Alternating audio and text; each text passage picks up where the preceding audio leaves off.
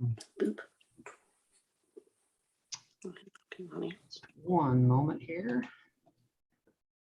And excellent. We are live. Okay, good afternoon, everybody, or good evening if you're in the UK or some other part of the world. It's Patrick Milliken from the Poison Pen Bookstore with Barbara Peters at home. And we are really pleased. We were just commenting on, we couldn't believe it was an entire year since we last spoke with Lynne, but we're delighted to have Lynne Truss back with us to talk about her new book, Psycho by the Sea, which is such an inspired title. I love the title. And Lynne has signed some book plates for us. And so we received them here. I'll go ahead and put a link in the comments field if you'd like to order a copy. And I'll also be watching that comments and chat field, depending upon whether you're on YouTube or Facebook. So if you have questions for Lynne, just go ahead and type them in, and Barbara will summon me towards the end of the hour, and we'll take it from there. So Barbara, over to you.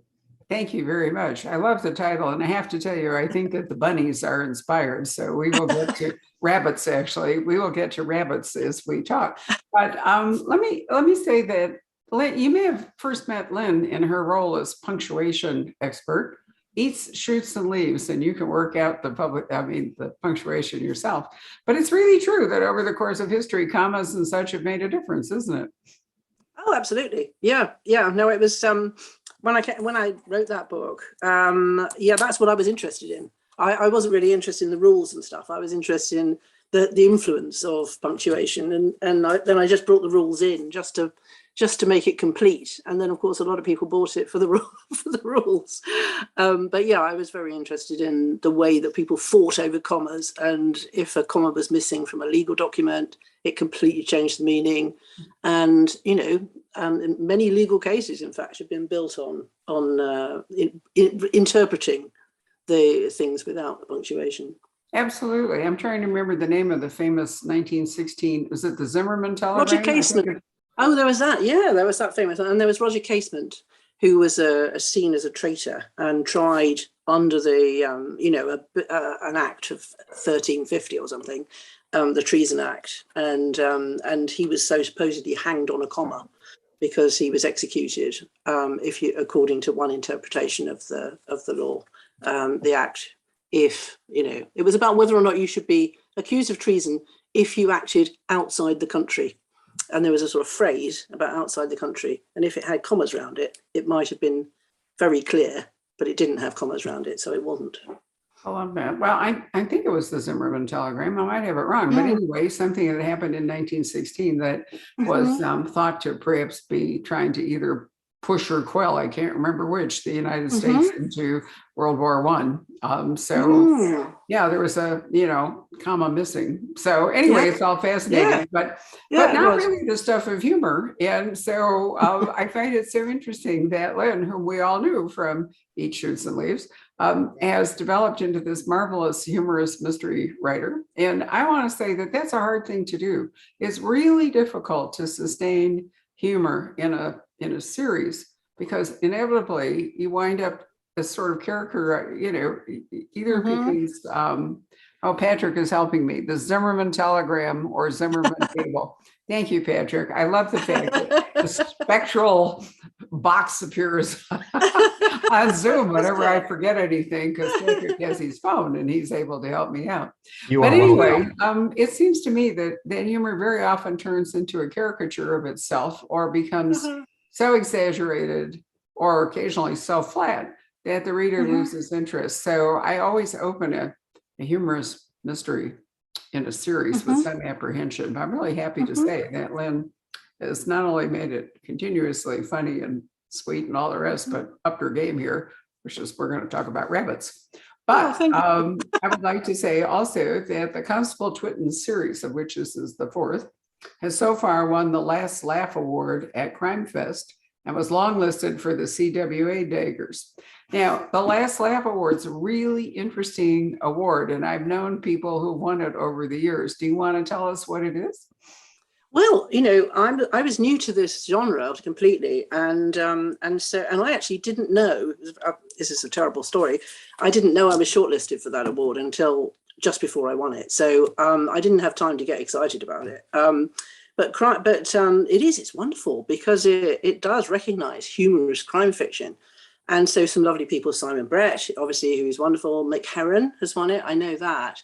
No, it's got a very good record, I think, for picking funny writers. And I've read several that have been on the shortlists and so on. And it is good at picking out, who's doing a good job. So, no, it's lovely that there is an award for that because, my books are set in the past, so they sort of qualify for the historical dagger, which I was longlisted for, and I just hope that this one gets goes one better at least. I hope so in the historical one, because it's up against things set in the 16th century and so on and Roman times and that kind of thing, and setting it in the 50s doesn't perhaps look like it qualifies, but it certainly requires a lot of research and imagination, of putting yourself back in that time and trying to get all the details right and trying to get the great thing about setting something in the past is that you can play with attitudes, so obviously in the 50s it would have been a much more sexist society than it is, but you can play with the fact that, say, the main master criminal is a char lady working at a tea lady who works at the police station. She's in perfect cover because she is A, a woman, and B, working class. And so no one pays any attention to her. And she's sitting there sort of finding out all the information about what's going on in the town. She's in fantastic position to run her criminal empire from in there. And no one can possibly pick her out because because of their attitudes being so old fashioned. So it's just really, it's great device really to set something in the past if you can see the funny side. Well, you forgot to mention she's also an aging woman. That's true. Yes. Invisible like glass in their mid-40s and 50s. So, although I think that's changed too, but a lot of it depends on the woman. I have to say, Lynn, that I find it unnerving that the 1950s has become historical as a person born in 1940. One of the I don't know what you want to call it, of living a long life is that your life really does turn into history. And the things that mattered a lot when you were young, in my case, let's say the Vietnam War, was my first husband was trained to be a Green Beret in Vietnam, has now become, a history book war. And, we moved way on since. And, it's a privilege to grow old. It really is. But at the same time, it's fascinating to see that. It's confusing too. No, it's confusing too. Someone pointed out recently, and it's so obvious when you think about it, that Sgt. Pepper, the Beatles album, released in 1967, was now, if one looked back, it was actually closer in time to the end of the First World War than it is to now. And I found that absolutely shocking. Because to me, nothing was nearer to the First World War, and then when you think, well, that was only 50 years, 49 years, and now we've had more than 50 years since then. So that, as you get older, those things really strike you, and it makes history shrink. I mean, it makes you think, well, if I can remember back 50 years, then, 100 years is nothing, and 150 years is nothing, and 200 years is nothing. And I just love that. I find that a great perspective to gain as you get older.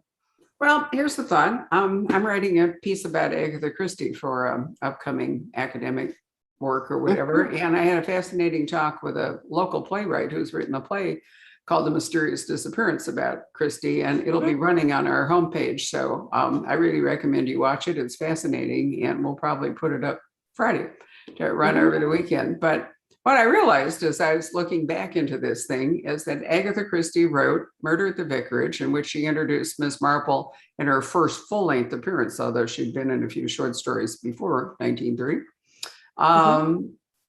Anyway, it was published in 1930. And today, it's historical fiction. When Christie published it, it was a contemporary English village mystery. Now it's an historical English cozy.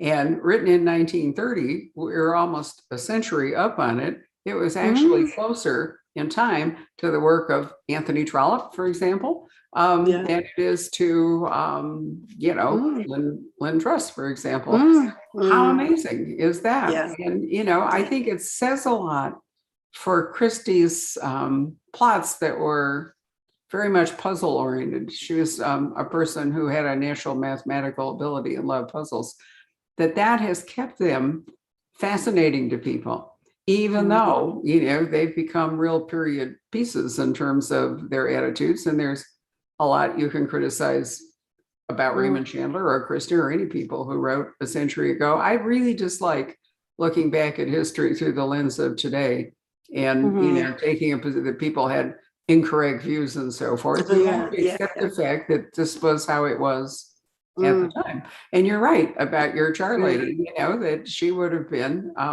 Char lady is basically British for, how would you want to describe it in American terms? She was like the cleaner and made the tea. Made the tea. Yeah. Sort of like the office help, whatever you want to call it. But what does char stand for? Does it stand for tea? Yeah, I think so. Chai, char.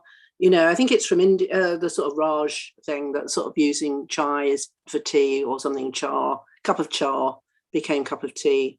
I think it's from returning soldiers from India or something. I don't think it's used much now, to be honest, in Britain. I think most people have to have a translation. Right. Well, that's why I wanted to bring it up. I know you referred to her as the char lady, and I want people thinking she was like at a barbecue or something. Quite a fact. It was, it was, she's older, she's female, and she has what looks like a very low level job. And so, as you point out, she's nearly invisible. And much of the comedy in this arises from the fact that, as you say, she's running her criminal empire inside the Brighton police station. But one of the other reasons that she gets away with that, and I thought you did a particularly good job in this, is the Inspector Stain.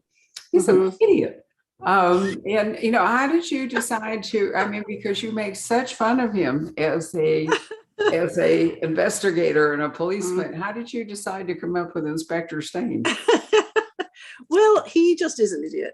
I love the idea of inverting the hierarchy. So, the person at the bottom is the clever one, the person at the top is the stupid one. And in between, you have Constable Twitten, who is the sort of nominal star of these books. He's the clever young one who has come to the station, as we know, through the 4 books. He's been there 4 months.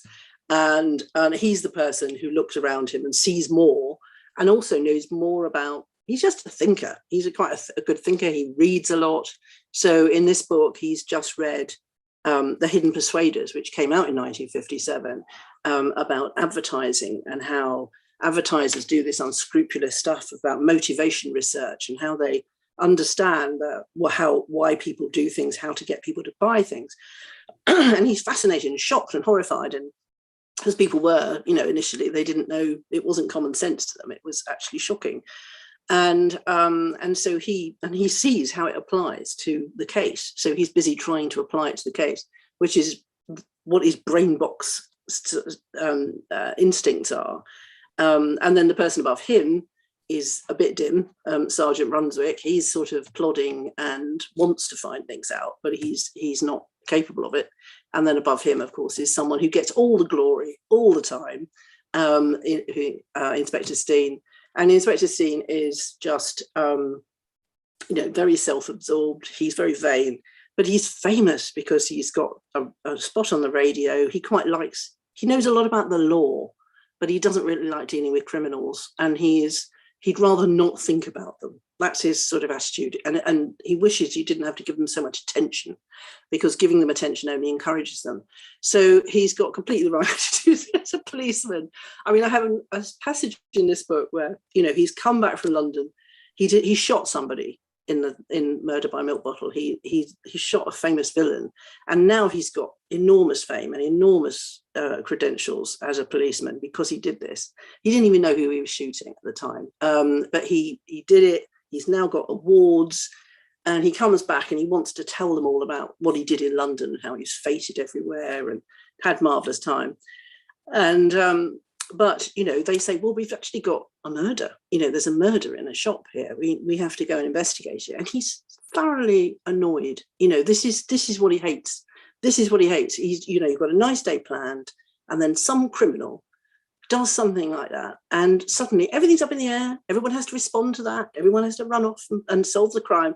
You know, so his sort of attitudes are completely sort of ego and vain. And actually, I find him very, very enjoyable to write. I really like writing him because I quite sort of enjoy inhabiting him as much as I enjoy the others. I mean, I think what you were saying earlier about caricature is that it's really struck me, because these characters I wrote originally as radio characters, and they were broad. They were very broad. It was a sort of caricature. It had that sort of goon show or whatever. You know, it had that sort of surreal quality. And then putting them in books meant making them real, trying to make them real, try and get inside them and, you know, give them an inner life. And I think that's got better with each book. I sort of think with this one, I've understood all of them pretty well. And I really feel that, you know, I know a lot more about Mrs. Groynes, you know, the mastermind. I actually know much more now about how, I have a chapter about how she came to Brighton, what she did, how she set up her gang, how she got rid of the opposition, who she likes, who she actually cares about in her gang. And, you know, that sort of thing is just a joy to keep exploring them, but keep the relationships the same, that Twitten knows who she is. He knows what she's doing, but he can't prove it. He can't do anything about it. He can't expose her. So he's always caught in that tension. And then when it comes to solving crimes, he's got all this kind of energy, you know, intellectual energy going, but she's the one who always helps him. She's the one who says, well, look at the motive, dear. You know, look at the way this person was murdered. So-and-so wouldn't do that, would they? You know, you wouldn't help someone with a milk bottle. You wouldn't. So she's always the one who puts him on the right lines, just because she's a criminal. She actually has, you know, she's got experience and she's got common sense. So they sort of solve, she unacknowledged, but they do it together. So it's a sort of, he can't do it on his own, because he hasn't got he's not a wicked person. He can't think like a wicked person. He can always see you know, he's looking for the patterns. He's looking for applying things he's read, you know, but he doesn't actually solve anything on his own. Well, he's the opposite of what you would call in British slang a plod. Yes. The sense that well, it's true, you know, that he reads a lot, he's more thoughtful, but because the police system, and, you know, you can really see that today if you watch Line of Duty, is really run along military lines. And so a junior officer really doesn't have any particularly good way to go outside the boundaries of his job. And if he's senior officer, an Inspector Stain really embodies the Peter principle, if you think of it. You know, he's risen to the level of his own incompetence, and in fact, slightly beyond it, because of his heroic deed in the book before. So Twitten is, you know, compelled to try to do his work under the radar, so to speak, of Steen, who doesn't want to bother with it at all. And, you know, it's a really tricky place for him to be, you know, and then he knows the char lady who's helping him is the criminal head, you know, the gang boss. He knows his inspector's basically incompetent and uninterested, even more so. And there he is, you know, in a place where he has very little actual power, but nonetheless, if he doesn't do the job, it isn't going to get done, right? Yeah, which is good, isn't it? I mean, it's a lovely position that he's in. It's sort of it has lots of potential all the time. I mean, one of the things that I decided early on was that they would only progress, you know, each book is a month after the last. And that is because I think he is 22, and if I were to put them a year between or something, he would start, you couldn't believe it, that someone would put up with that position. He would leave, or he would get bitter, or he would start drinking or something, you know. You couldn't keep that level of his energy and eagerness and still his respect for the people he works for. He doesn't actually despise Inspector Steen. He always does, respect him and call him sir and everything. Just kind of dodges around him to get things done. And you could only do that if you're young, if you're really young and new, that he would be able to put up with it. Wow, I definitely agree with that. And the great thing about historical fiction is that you don't have to age anybody in real time. They're already aged. So, you can, well, it's true. You can go day to day or month. I remember when Lindsay Davis wrote The Silver Pigs and then the sequel, which I think was Bronze something. The bronze book started within minutes, if I remember, after the Silver Pigs ended. And I thought, isn't that great? I mean, we're in ancient Rome. So if we just move rapidly from one thing to another, you could write 20 books inside of a year if you really wanted to, without disturbing the historical context. And that's actually a good thing, because things metamorphose, society changes, attitudes change and all. And if you were pushing ahead too far, you would run out of the zone that you established, and there you'd be. I also, really was thinking about your remark about advertising and manipulation. Imagine what those people would have felt if they'd known about cookies, if they had known about, the way that if you algorithms for something on the internet, the next 18 things you open all have images of, whether it was shoes or whether it was a sofa or whatever it is. That we are manipulated every single day in unimaginable ways. But that was a tremendous shock in the 1950s to think that consumer behavior could in fact be manipulated by advertising and other forces. Whereas today we know for a fact that that's true. And what I find even more distressing is that we voluntarily accept it. Allow cookies or decline flashes up, when you go to some new website. You have to allow all the time. You have to allow. And I mostly click decline all the time, but sometimes it's involuntary. I mean, I don't remember. I shopped for something not long ago, was looking for it, and then like the next time I opened the Washington Post or Publishers Weekly or something, there it was. The whole deal.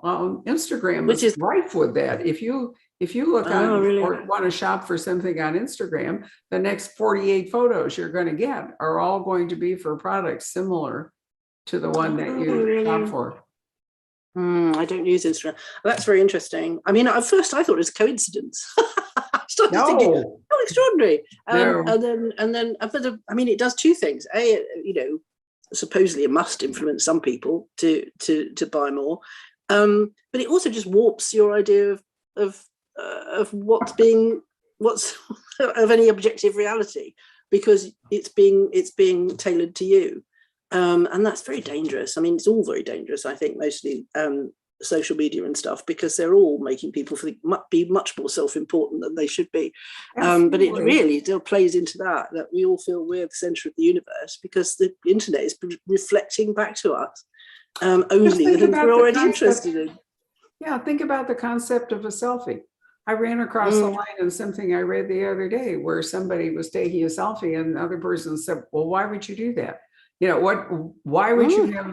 Why would you photograph yourself? Why wouldn't you be photographing, the landscape or the artwork or whatever? But I mean, it seemed unimaginable to whatever character this was that anybody would want to take a picture of themselves and then do something with it. What we have learned at the Poison Pen with live signing lines and all, everybody wants to be the hero of their own story. And because of social media, everybody has a platform on which they can publish their individual story. And so, there they are. I want to take a picture of me with author X, because then I can go home and, it's part of my story. And think about how sad people who didn't have that opportunity will feel when they see that I was there. And, it just goes on and on and on.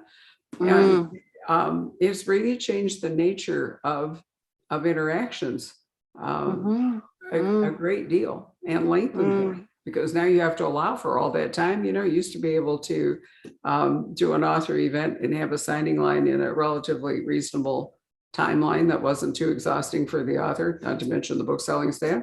And now it can take forever because you have 100 people in line and each person has a camera. And all of them want to be photographed with the author. So You know, I understand the urge to make memories. That's why people scrapbook. You know, that's why people write diaries and keep journals and the whole bit. I totally get it. But those things were private. They were not, Yeah, you didn't, I know. you know, write in your diary and then publish it. Mhm. But No. now everything is published on a platform where anyone in the world can see it, unless you're maybe got, you know, a friends group on Facebook or something where you can lock out people. But I think it's changed the whole dynamic of how people interact. Mhm. But No, here we it's are true. back in 1957 with Constable Turpin. Right. Before all So that. one of the things I really love about this book is because there's a gang involved, and you know, Brighton is not London, but nonetheless, a gang can in fact work the city and control things. As there needs to be a lookout, and I wish you would tell us about the lookout, because I just think the whole thing with this kid and the rabbits is fabulous. Oh, thank you. Well, yes, he goes missing at the beginning, and he's known as Barrow Boy Cecil. I must tell you, well, I'll tell you where I got it from. There's a wonderful film from the 50s called The Long Arm, and it is beloved, I think, of people who love old classic crime stuff. And it's The Long Arm is this marvelous film. Actually, it's about criminal records. It's actually about how how some safes are opened by all across the country. There seems to be nothing they have in common, and the use of criminal records at Scotland Yard is the way that finally someone is identified. And in the middle of all this, a young sergeant goes out at lunchtime to talk to his grass, you know, his informer, his street life informer. And the man he goes up to has got a tray with bunnies on it, with these actually they're enormous. When I saw it again, I couldn't believe they're about this big. They're made of about that big. They're made of sort of Bakelite or something, some horrible, and probably you did something with with compressed air to make them go along. But his man is staying there saying, "See the bunny run, see the bunny jump, see the bunny run, see the bunny jump, only £1. And he stops out, he talks out the side of his mouth, and he talks to the policeman. And so he was the very direct inspiration for Barrow Boy Cecil, who has got a tray of wind-up little bunnies. And he stands at a very central point in Brighton, which is the clock tower, which has a view down to the sea, a view back to the station, view down two big shopping streets. And it's absolutely a focal point. And he stands there all day, every day, saying, "See the bunny run, see the bunny jump, only £1." And he does sell some. And he is Mrs. Grimes' lookout man. And he is he's basically the Bush Telegraph. You know, people can bring him information, he passes it on to everyone else. And he goes missing at the beginning of the story. And it becomes clear that Mrs. Grimes acquired him when she came to Brighton. He had been the lookout man for another gang, which she wiped out. She had this famous shootout organised, which killed loads and loads of Brighton villains, including his boss. And but she acquired Cecil after that, and she really liked him, and so she's kept him on all this time, and that's been his job. So yeah, he's the bunny's man. And after he disappears, a crushed up bunny is sent as a warning that that he's been not a real bunny, but a crushed up plastic bunny is delivered to Mrs. Grimes with a finger, so to give her the impression, at least, that something horrible has happened to Barrow Boy Cecil. So that's it. Barrow Boy is a sort of term for a market trader, a sort of street trader. And my dad used to be a Barrow Boy at one time. So I like the idea of having a Barrow Boy. Right. Well, I mean, it's somebody, carrying merchandise around. Basically, it's like a food cart, except that it's merchandise or something very similar. So they used to funnel them around in barrows, hence the name Barrow Boy. But anyway, so he's missing. And then let's see, we have we're at Gosling's department store, and an American researcher has been found dead in the music department. What's that about? Yeah. Well, yeah, I actually, what I do for each book is I read the local paper for 1957. I read another month of the paper, and some stories sort of stand out, and I think that would be good. I'll use that. And there was, in fact, a researcher who was working on crowd behaviour. And someone from the local paper went out with him in Brighton. They went to the races, actually. They went to Brighton races. And it's an unusual feature because most of the newspaper has not got this sort of reporting at all. But there was just this one half-page story about them going to the races. And it was ghastly. It went really wrong. I mean, this man was sort of jostled. He felt really unsafe amongst this crowd, this horrible crowd at the races. And I think he just had a hateful time and didn't learn anything because he was just so scared. So it was obviously a terrible experience, and it's a bad experiment. But I thought that because it connects so well with this motivation research and so on. So I had him working on that he's sort of working on motivation research himself, which is the current sort of trend in sociology. And he's come and he is looking at how people behave in shops and how they respond to, heaps of different sorts of washing powder and different colours they see and all that sort of thing. And yeah, so he is found in the record department in one of those listening booths. Yeah, so he's the murder that gets it all started. And then we have many strands. That's the whole point, is you sort of start with lots of strands, and then they all make sense in the end because they're all part of the same plot. Well, I mean, it's certainly true. And a policeman would never be working just one single case. Well, that's true I too. mean, do that with a private eye because, they'd be hired by a client and the idea would be they'd pursue whatever the client was paying them for. But police have to deal with crime every day. And so you might have one guy working several different cases. Tell me about, or tell us about the escapee from the local prison, because he's actually maybe the most villainous person in this. Well, he's absolutely terrifying. He is the psycho of the title, which I feel it's okay to use that title because of Psycho itself being around this time.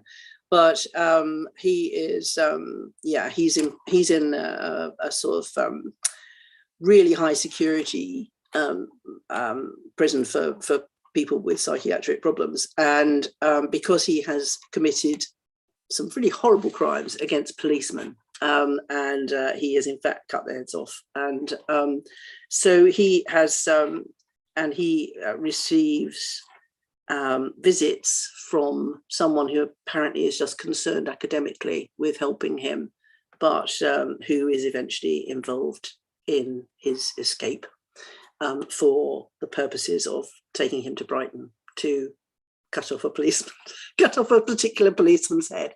So he is the threat. He's the threat really all the way through it. And we don't get much of his internal life, but we get enough, I think, to be pretty scared and to be, he's aware that he's being manipulated, but at the same time, there are certain triggers that have been established that will drive him over the edge. And most of the book is about those triggers. I don't want to give too much away. No, you can't. Is he based on anything real, or is he a whole figment of your imagination? He's I think, complete figment of my imagination. I'm relieved. I think so. Yeah. I don't think there was anyone. It's just the sort of, when Steen comes back to Brighton, there's a very nice scene, I think, when they fill him in on everything that's happened so far and while he's been away. And so there's someone who's been attacked somewhere. There's, this sort of thing. There's a man who's been found dead in the department store.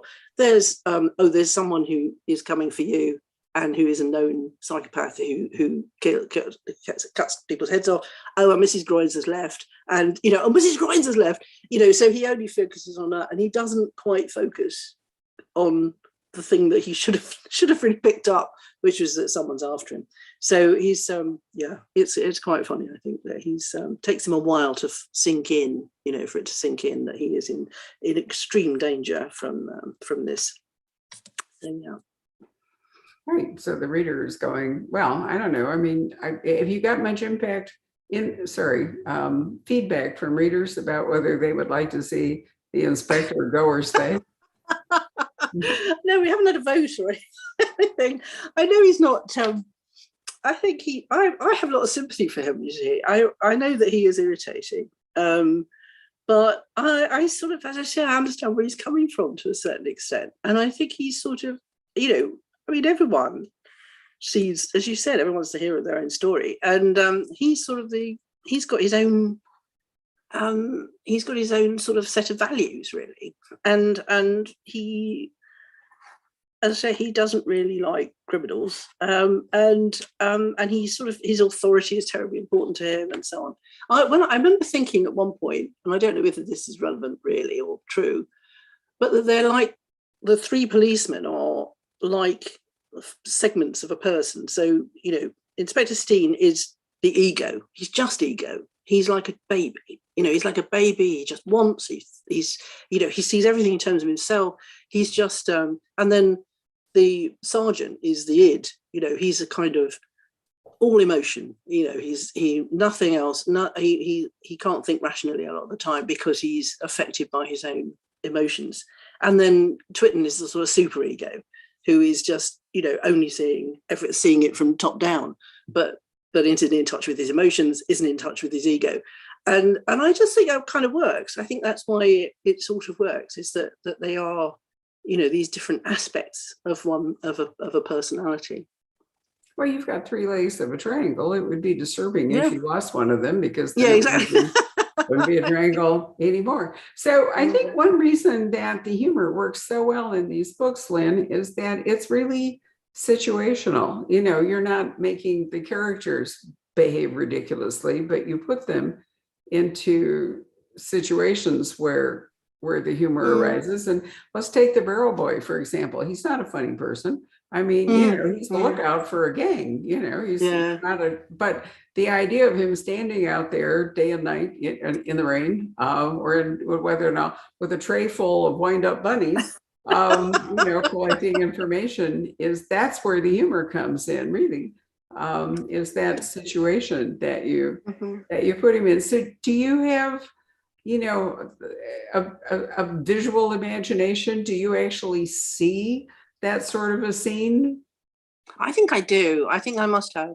I mean, I've definitely got an oral imagination. I hear them very clearly. And I wrote for radio for a long time as well, and I really do hear their voices. I hear they do speak differently from each other, and I think that's terribly important. And I find it sometimes when I'm reading other people, I do think, oh, if they'd only made someone that's slightly more distinct, in the way they speak, I'd get on better with this.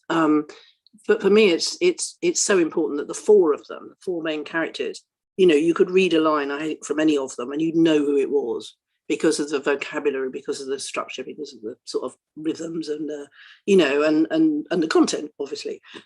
So I think that's quite important. But I also do, I do visualize. I do visualize the sort of mainly sort of people being, especially Twitten being sort of caught between two things, that sort of double take almost, that he's always in that situation. I mean, I have two or three scenes in this where he's in bed at his digs. He's up, he's now sleeping, he's now got a room in a house, and he's gone to bed, and Mrs. Croyne suddenly appears in his room and talks to him in the dark. So it's in the dark, he can't see her, he's terrified, he's absolutely terrified, because she's quite dangerous, but so it's all this that sort of position he's in, being sort of vulnerable in bed while she's sort of interrogating him. I just think that's funny. I mean, I love that idea of the sort of, oh God, what's she going to do? Because he's kind of sweet. I think he's very sweet, and that sort of scene, I suppose, is is quite visual, isn't it? I mean, it is a kind of, Yeah. it's very physical and physically real, I think. It's always like. struck me when I read your books that you must actually see, what it is that you're writing about. It's a lot different than other kinds of narrative style. So, and if you see it, then you can make us see it. And, we can put ourselves in that place. Lynne, as you said, you wrote a lot for radio and so forth. Did you set out to write a mystery with your first book in the Constable Twitten series, or did it just turn out to be a mystery? No, I really wanted to. I'd done before these two, these four rather. I did two. I was asked actually to contribute to a series, which was rather an interesting thing. In the UK, we have this Hammer horror. I don't know if do you know of Hammer horror? It was sort of 50s, 60s, 70s, I suppose. Sort of cheaply made horror films that have got a huge cult following here, and quite a lot of famous horror films were made by the Hammer studio. And for some reason, the Hammer brand wanted to commission various writers who've never written that kind of thing, sort of literary writers, to write novellas with a sort of horror theme. And I was asked if I'd like to do one. And I said, as long as it can be funny, that would be nice. So I did one called Cat Out of Hell, which was sort of quite scary. Actually, it scared me, but it was about a sort of modern person who finds himself caught up in this sort of a sort of interview with a vampire kind of thing about talking cats. So cats, it's so complicated, but I won't go into it. But anyway, it was talking cats, evil talking cats who survive centuries, and who are and there was a mystery in that about who killed so and so, and I really enjoyed drawing everything together and getting to the conclusion. The book is quite short. It's about 40,000 words, something like that. So short, much shorter than me. And I followed that up with another one, which was called The Lunar Cats. And that was a sort of taking one of the cats back to his origin story in the 18th century, on the voyage of Captain Cook, first voyage to the South Seas. He started out as a scientifically minded, clever cat who ended up bitter and evil because of his experiences at sea. So, and again, there was, a real mystery at the heart of that as well. So I felt sort of I'd got that kind of some experience by that point of weaving these different things together. So no, I definitely did want to. So, and I like comic. I mean, it's very interesting that there is comic crime fiction. There's a lot of it, actually. There's a lot out there. It's kind of seen as quite low status, I reckon, comic crime in the publishing world. But in television and so on, I mean, comic crime is about half of the crime. I mean, I see there are many funny cop shows. There are very, funny detective things. It's quite normal that there should be some wit and there should be some, some funny situations, and that you like a character because he makes you laugh. And it just seems odd that you always have to sort of almost feel a bit embarrassed that you write about comic crime for publication. But I love it. I mean, I think of the two things. They're the two things I want to do. I want to set a mystery. I want to set a puzzle, and make people laugh as well. So to me, it just seems obvious that why would you leave one of them out? Why would you leave out the comedy when you can do, what's like having, it's just like double whammy. It's great. I think part of the problem is something I referred to earlier, which is that comedic series often don't last very long. And so, really?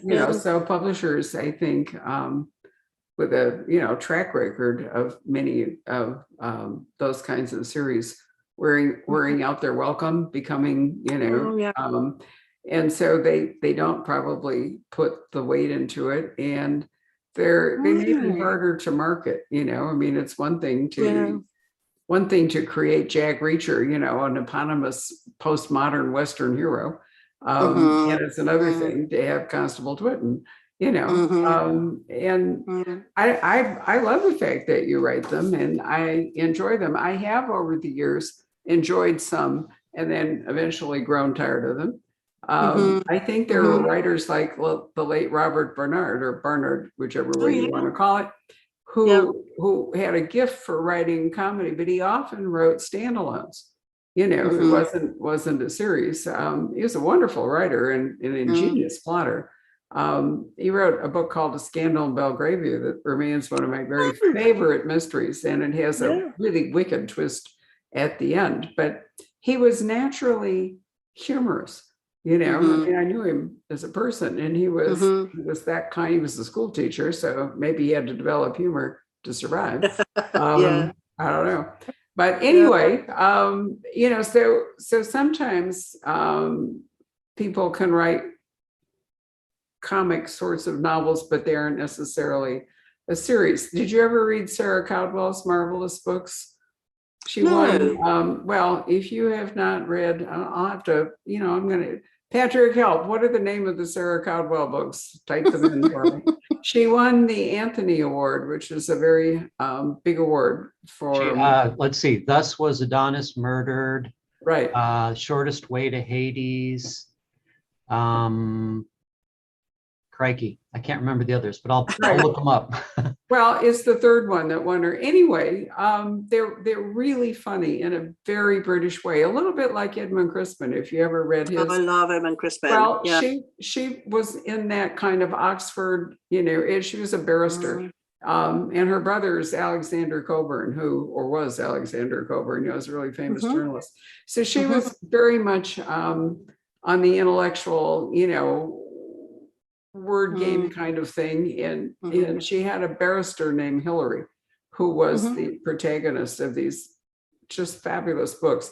And you never knew whether Hilary was male or female. It's one of those wonderful names. That's good.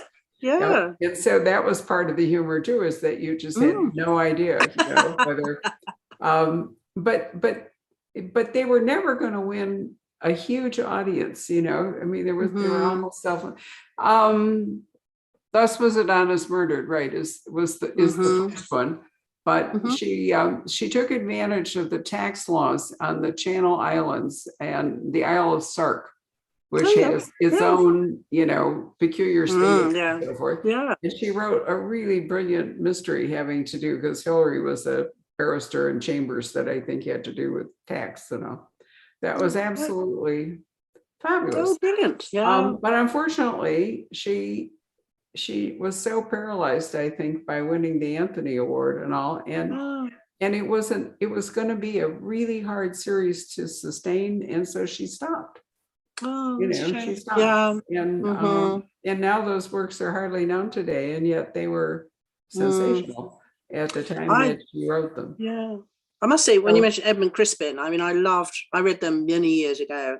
And I think probably they were lurking, always as a sort of model. I really love those. And please, Sheriff is one of my favorite literary characters in the novel in which he is supposed to run for office, and the non-doing pig. I mean, I think his rejection, he actually wins and then he rejects the whole thing. His rejection rather than his acceptance speech and the non-doing pig are complete classics. Most people like the movie Toy Shop, but that's not my favorite Crispin at all. It's really the one with the non-doing pig. Peter Lovesey is a very funny writer. Peter Lovesey has. I was going to say the Sergeant Cribb. You see, they did Sergeant Cribb on TV when I was in the early 80s or late 70s or something, and I just loved them so much. And I've just got them to watch again. I bought them recently to see again. And obviously, they'll look very old-fashioned.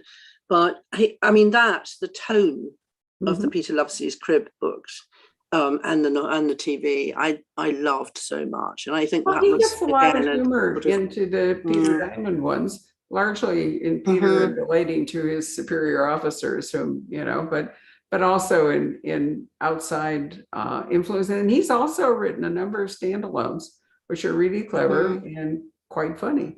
So I'm bringing that up because one way, to sustain, I think, a long career writing humor, it might be to write the occasional standalone. Well, maybe I just will. a thought. Maybe I will. We've a very exciting thing happened a couple of weeks ago, which was that I was elected to the Detection Club, which is this wonderful. I've been there as a guest on various occasions, and it's it was wonderful. So I swore on the skull, the Agatha. Yeah. Oh my goodness, it was wonderful. And but before my initiation, I went to a lunch in the summer, and Peter Lovesey was there. I was very overwhelmed, actually. I was very excited to see him. So that was very lovely. I was really thrilled. I was really, really thrilled. It was he's a lovely man, and just again with a real genius for puzzles. He really can write some. I think he has written some remarkable books over the years. I did an event with him not long ago, and we kind of went back over some of the highlights of the Diamond books and so forth. But I've read everything he's ever written, and and of course I'm old, so I've gotten to read him in real time, which is it's true, so that makes it fun. So let's call Patrick up, and while he's appearing, let me ask you: are you working on a 5th for Constable Twitten, or what are you doing? Well, it's funny you were talking about it, because I'm not at the moment, and there was a sort of break. And I would love to be writing a 5th one, but at the moment I'm not. So I'll see whether or not it gets picked up and I can do a 5th one, or whether I'll write something else. I've got an idea. I've got an idea for a standalone, and it's kind of it's really tickling me as an idea. So I think probably that's what I'm going to do next, and then come back, I hope, to Twitten, because I absolutely love these books, and I feel as though I'd really hit my stride with the 4th one. I really feel it was kind of really motoring. I agree. So it's a bit frustrating. It was very frustrating. I think it's the strongest book. I definitely do. Yeah. I really enjoyed reading it very much. One of the advantages of doing these programs is that, we read all the books that we talk about. So here we are. Patrick, do you have questions for Lynne? Well, I was just going to ask you, was P.G. Wodehouse at all an influence? Love P.G. Wodehouse. Yeah, I adore P.G. Wodehouse. And that was another honour this year. They made me a patron of the P.G. Wodehouse Society. So I'm very excited about that too. Now, I adore him. I haven't read everything. I mean, who has read everything? I tend to reread the same one somehow. But I love his prose. I think he is one of the great stylists of all time. And that lightness, that pleasure in writing, and that sense of that lightness of tone, that enjoyment of writing. He's second to none, isn't he? He's absolutely wonderful. He's a good natural antidepressant, isn't he? Yeah, completely. I think he makes you feel good, when you're in a bad, Yeah. I have a friend who I used to go on holiday at the same time to a Greek island with her. And she sort of, she has a tendency to get depressed. And when we were there, she was reading Bring Up the Bodies by Hilary Mantel and feeling like, absolutely terrible. And I sort of shoved some P.G. Wodehouse. Read this instead. And she did. She really cheered up. Yeah, it's absolutely a necessity to read P.G. Wodehouse, I think, to keep your spirits up. I gave a quote once for a book. Because they were doing a new edition, and I said, he can always raise your spirits, no matter how high they are already. I thought I was quite pleased with that. A very nice quote. I love that. He was a great wordsmith too. I mean, he's not only funny, but he really had a command of language. Totally. So he was funny, but he was elegantly funny in addition to being, Well, the thing that's so great, and I think is sort of apropos of what you're doing, is he captures the eccentricities so well. Like the Blandings Castle mysteries, and Lord Elmsworth and the big pig. It's just free-ranging pig around the manor. I mean, they're just so much fun to read. Yeah. And speaking of eccentrics, Barbara mentioned Sarah Caldwell.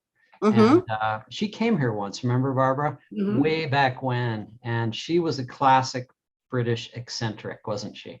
She was. I Mhm. spent more time with her in England than I did, at the store. She didn't travel all that much, but yeah, she was a heavy smoker. And She she did actually, snuff too, didn't she? Because her and she really fingertips were loved to drink. brown. I mean, you had to be very careful about spending time with Sarah because she could really drink.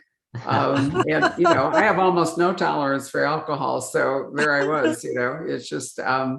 But yeah, she had a funny way of speaking. I mean, she was really a classic. You're completely right. A classic kind of British She seemed like she was spinster, out of also a another. classic kind of British academic. You could just see her in chambers at Oxford, kind of, with her long hair and the cigarettes and the whole bit. Yes. No, She was of an earlier era, Yeah. Mm. Oh, yeah. No, definitely so. What One of about- the things I always loved about Britain up until maybe the end of the 20th century was the way that it cherishes eccentrics. And, Yeah. somehow the empire allowed eccentrics to exist no matter what corner they went to. If they couldn't, if they couldn't survive in London, they could always go to, Mhm. whatever. Mm. That's some like other the city. American South is the same way. They kind of protect their eccentrics. Mhm. Yeah. What about Ruth Dudley Edwards? Would she fit into this discussion at all, or? She's a killingly funny. I'm really happy to have been her editor for a while. And also I've read all of her books. I think Matricide at St. Martha's is one of the funniest academic histories I have ever read. And I really loved her. I'm going blank as to the name of her primary sleuth. But I think Ruth's books are amazing. She took on, do you know them at all, Lynn? No, She I know took the name. on one British institution after another. She is a satirist. She's actually a great journalist, Irish, and I think writes for The Economist, if I'm remembering right. But she has skewered like the church and the art establishment and the Oxford Cambridge establishment and you name it. But the first book, the one that you need to start with, is called Matricide at St. Martha's. Okay. Honestly, you really ought to find it, and you can read your way through them. They are hilarious. Mm-hmm. Oh, great. No, thanks. Lots of good recommendations coming here. Thank you. Let's get to the important stuff. Let's talk about that vinyl system I see behind you. Oh, can you? A nice little desktop vinyl rig here. Thank you. Yeah, it's moved around the house a few times, but it's now in my study, and it is quite a good, nice little place to listen in here. I have a few records I buy. I like vinyl. And this is very solid to put it on, which is good because I had it in the kitchen for a while, and I would walk past and it would jump, because there just was, wasn't too stable. So this is good. Unfortunately, I don't know if I can show you, but the chair in here is always now occupied by a puppy. So I can't sit on that chair and listen to my records because it's very much where I said you said I could show. Yes, absolutely. Here we go. Come on. Hey. She's very sweet. She's very, very sweet. And she's my darling. She's nice year old. And she's very, very lovely. She's she very bleary. You can't see her eyes very well. No, she's a Norfolk Terrier, actually. Okay. And she's a real sweetie pie. She's a sweetie pie, so I don't like to take her chair away from her too much. You're lucky she stays in the chair. We have 2 new puppies and they wouldn't sit still for 2 seconds. She's actually a year old. One thing that's really nice about these virtual events is we get a glimpse, kind of a voyeuristic glimpse into various different writers' workspaces. It looks like you have a really great space there. Oh, thank you. Well, I've actually got 2 offices. This is the one that was in the house that was built in when I bought the house, and it's got lots of archive and stuff in it now. And I've got a garden. I've got a sort of a garden office as well. Nice. And that's now full of, it has all the books. Well, it has a lot of books. And that has my research stuff and so on. So I tend to write there. This is the sort of the admin office, and then I've got the writing, where inspiration strikes and so on is in my. It's a very nice space to be in, the garden office, because it's all very quiet here. It's not as though I'm getting away from noise or bustle, and I live on my own except for the dog, so it's not getting away from people either. It just is still. Removing ourselves from the house and being somewhere else just gives you another layer of concentration somehow, and of being completely sort of involved in what you're writing. So I do find it's very useful, and I think I've written all the Treason books in the garden shed, as it is. Does it give you the idea that I'm going to work? I'm going It does a outside bit. my home to work. Yeah. Yeah, and at first I didn't have it linked to the internet, which was a stupid decision, because actually you need to look things up all the time anyway. So of course you need it. You need it to be connected. You need to be connected up, but it's not on the phone, and that's good. That's good. So I can be away from the phone, yeah, it's just sort of tucked away. I have a question that's come in about someone is saying how much they like the book, the aesthetic, the cover. Oh, design. Great. Yeah. Do you have input into that? Not much, but I'm very pleased that I think you'll have noticed that the American editions sort of changed quite radically after two. The first two were done in a kind of noir style, so shot in the dark. You've got it there.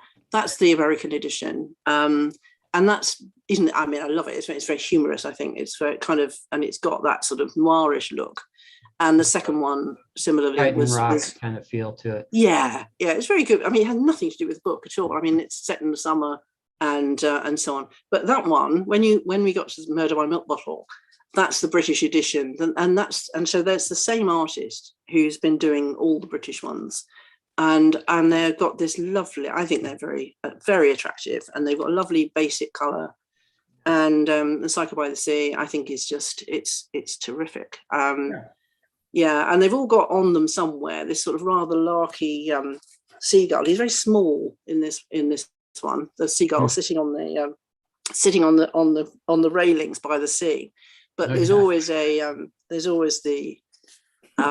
seagull, because in the UK they're published, the imprint is called Raven, and normally it's an R on the spine with a raven on top. Right. But for mine, they've put the seagull instead. So that's been very sweet, actually, that they did that. But I think they've done a fantastic job with the books. I think they're very well produced. Really attractive. They're really attractive. The blue obviously is there to highlight the fact that Brighton is on the coast, on the south coast, and is famous for being a seaside community, seaside spa. In Regency times is where the Print Regent built his wonderful pavilion, which I have enjoyed touring and so forth. So no, I think they do an absolutely great job. Well, let's hope that we will actually have a fifth Constable Twitton, but I'm excited to hear that you're going to do something different and standalone. So I'll look forward to that. Thank you very much. Yeah, and it's lovely to talk to you. Thank you so much, Barbara. Well, you're entirely welcome. Patrick always has wonderful questions too. Patrick, did I leave anything out? I apologize. I don't think so. There's these little discussions kind of happen that aren't really questions, but people are discussing whether it's really necessary to start with the first book, or if you can, drop in anywhere in the series. Do you have a thought on that? I don't think I'm the right person to. I mean, I think that I think you did benefit from reading them in order. But I don't know if it's necessary. It shouldn't be necessary. They should in a way stand alone. But I think the characters, because you get to learn more about the characters as you go along, probably it makes it a better experience if you have read some of the, at least some of the earlier ones. Right.